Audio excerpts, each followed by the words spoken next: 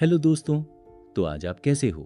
तो चलिए आज आपका नई वीडियो के साथ दोबारा स्वागत करते हैं। आज हम जानेंगे बंदा बहादुर सिंह जी के बारे में। बंदा सिंह बहादुर की कहानी साहस, धर्म और न्याय की एक अद्भुत गाथा है।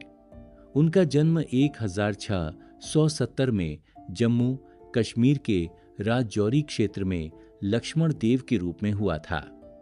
बचपन से ही वे एक साधारण परिवार में पले बढ़े, लेकिन उनके अंदर कुछ अलग करने की चाह हमेशा से थी।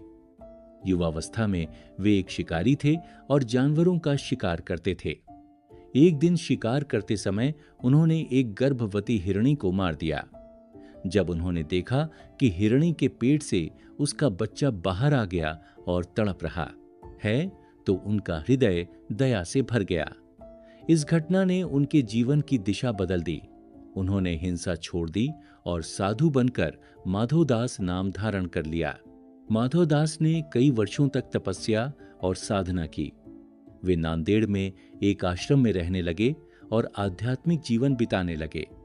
लेकिन उनके जीवन में सबसे बड़ा मोड़ तब आया जब उनकी मुलाकात गुरु गोविंद सिंह जी से हुई।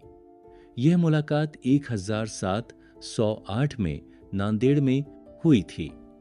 गुरु गोविंद सिंह जी ने माधोदास को सिख धर्म की सच्चाई और अत्याचार के खिलाफ खड़े होने का संदेश दिया। गुरु जी के प्रभाव से माधोदास का जीवन पूरी तरह बदल गया। उन्होंने गुरु जी के चरणों में समर्पण कर दिया और सिख धर्म को अपनाकर बंदा सिंह बहादुर नाम प्राप्त किया। गुरु गोविंद सिंह जी ने उन्हें एक महान जिम्मेदारी दी, मुगलों के अत्याचारों का अंत करना और निर्दोष लोगों को न्याय दिलाना। उस समय मुगल शासक औरंगजेब की नीतियों के कारण हिंदू और सिखों पर बहुत अत्याचार हो रहे थे। गुरुजी ने बंदा सिंह बहादुर को पंजाब भेजा और उन्हें सिखों का नेतृत्व करने का आदेश दिया। बंदा सिंह बहादुर ने गुरुजी के आदेश को अपने जीवन का लक्ष्य बना लिया। उन्होंने एक छोटी सी सेना के साथ अपने अभियान की शुरुआत की। उनकी पहली बड़ी जीत 1709 में समाना पर हुई, जो एक महत्वपूर्ण मुगल प्रशासनिक केंद्र था। इस जीत ने सिखों का आत्मविश्वास बढ़ा दिया और बंदा सिंह बहादुर की ख्याति दूर दूर तक फैल गई। इसके बाद उन्होंने कई और किले और शहर जीते, जैसे सढ़ौरा और चप्परचिरी।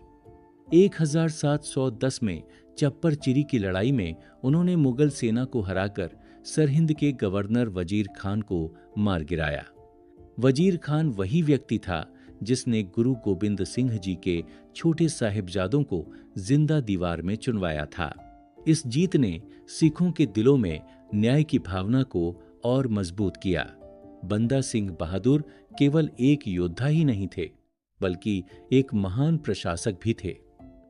उन्होंने पंजाब में अपनी सरकार स्थापित की और किसानों को जमीन का अधिकार दिया। उन्होंने जमींदारी प्रथा को समाप्त किया और गरीब किसानों को उनका हक दिलाया। उन्होंने अपने नाम से सिक्के भी जारी किए, जिन पर गुरु नानक देव जी और गुरु गोविंद सिंह जी का नाम अंकित था। यह उस समय की एक बहुत बड़ी क्रांति थी, क्योंकि इससे यह साबित हुआ कि सिखों का अपना स्वतंत्र शासन है। लेकिन मुगल साम्राज्य इतनी आसानी से हार मानने वाला नहीं था। 1715 में मुगल सेना ने बंदा सिंह बहादुर को घेर लिया। उन्हें गुरदास नंगल के किले में लंबे समय तक घेराबंदी में रखा गया। अंततः भोजन और संसाधनों की कमी के कारण उन्हें आत्मसमर्पण करना पड़ा। उन्हें और उनके साथियों को कैद करके दिल्ली लाया गया। दिल्ली में बंदा सिंह बहादुर और उनके साथियों को बहुत यातनाएं दी गईं, लेकिन उन्होंने अपने धर्म और सिद्धांतों से कभी समझौता नहीं किया। अंत में 1716 में उन्हें शहीद कर दिया गया। उनकी शहादत ने सिख इतिहास में एक अमर स्थान बना दिया। बंदा सिंह बहादुर की कहानी हमें यह सिखाती है कि सच्चाई और न्याय के लिए लड़ना कभी व्यर्थ नहीं जाता। उन्होंने अपने जीवन में जो साहस, त्याग और बलिदान दिखाया, वह आज भी लोगों को प्रेरित करता है। वे न केवल एक महान योद्धा थे, बल्कि एक ऐसे नेता भी थे जिन्होंने समाज में समानता और न्याय की नींव रखी। उनका जीवन इस बात का प्रमाण है कि एक साधारण व्यक्ति भी महान बन सकता है यदि उसके अंदर सच्चाई के लिए लड़ने का जुनून हो।